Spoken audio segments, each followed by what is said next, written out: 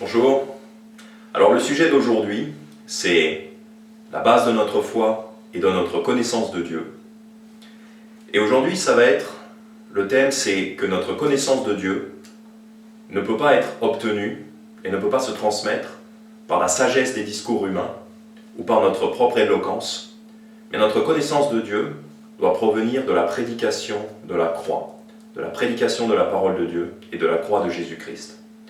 Mais cette foi, cette connaissance de Dieu et cette foi que nous avons en Dieu ne doit pas provenir de quelqu'un qui nous aurait donné des discours éloquents avec une sagesse humaine. Dans 1 Corinthiens chapitre 1 au verset 17, la parole de Dieu dit « Car ce n'est pas pour baptiser que Christ m'a envoyé, mais c'est pour prêcher l'Évangile, non avec la sagesse des discours, afin que la croix de Christ ne soit pas rendue inefficace. » Donc là, il dit bien, c'est pour prêcher l'Évangile que j'ai été envoyé, non avec la sagesse des discours. Et il dit même, afin que la croix de Christ ne soit pas rendue inefficace. Non seulement ce n'est pas nécessaire d'être éloquent pour prêcher l'Évangile, pour prêcher la parole de Dieu, mais en plus, si on se repose sur l'éloquence, sur notre propre éloquence et notre propre sagesse, cela va rendre la croix de Christ inefficace. Parce que si on est sage, selon les critères humains, selon les critères du monde, les gens vont donc avoir confiance en cette sagesse-là, qui viendrait donc de moi, si j'étais sage. Les gens auraient confiance en cette sagesse qui proviendrait de moi, et les gens n'auraient pas confiance en Dieu. C'est pour ça que la croix de Christ serait rendue inefficace. Donc Dieu a voulu que la foi, Dieu a voulu que la connaissance de Dieu et la foi en Jésus-Christ ne proviennent pas de la sagesse d'un quelconque orateur, mais proviennent de la prédication de la croix. Au verset 18, « Car la prédication de la croix est une folie pour ceux qui périssent, mais pour nous qui sommes sauvés, elle est la puissance de Dieu. » Donc la prédication de la croix, elle a de la puissance. Pour nous qui sommes sauvés, elle est puissante, cette prédication.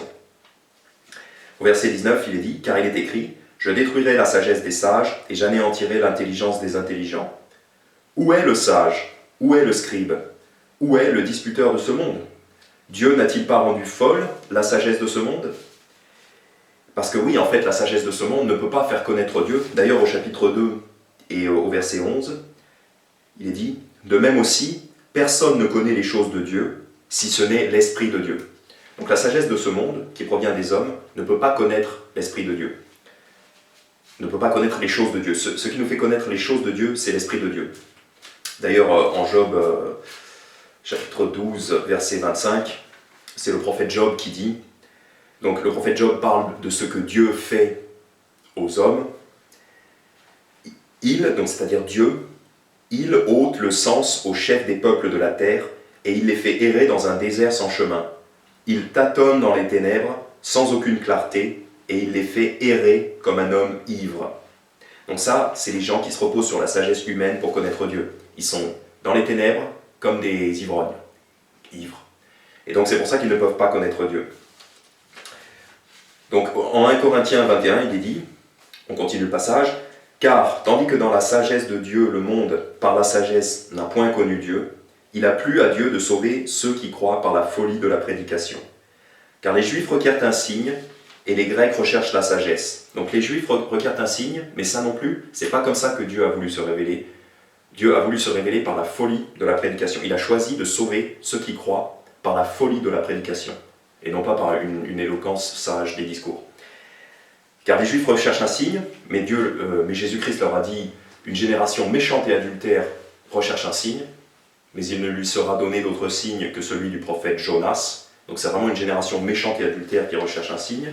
Les Grecs recherchent la sagesse, mais on a vu que Dieu se moque de leur sagesse, Dieu les fait errer dans les ténèbres, donc cette sagesse-là ne les fera pas connaître, ne leur fera pas connaître Dieu.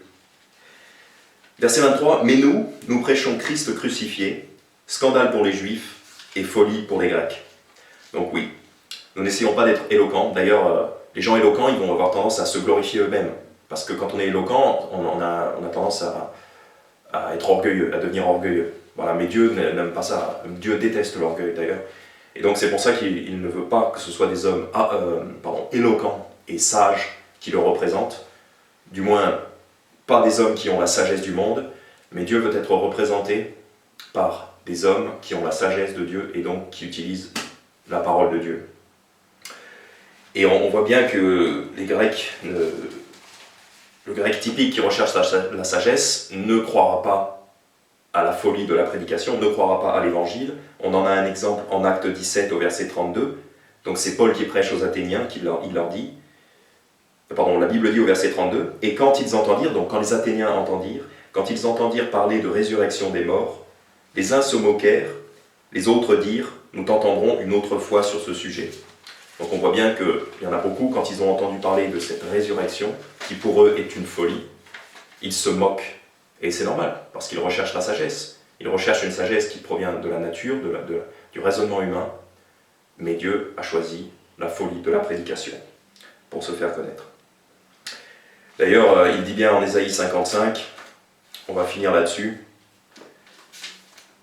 au verset 8, « Car mes pensées ne sont pas vos pensées, et vos voix ne sont pas mes voix, dit l'Éternel.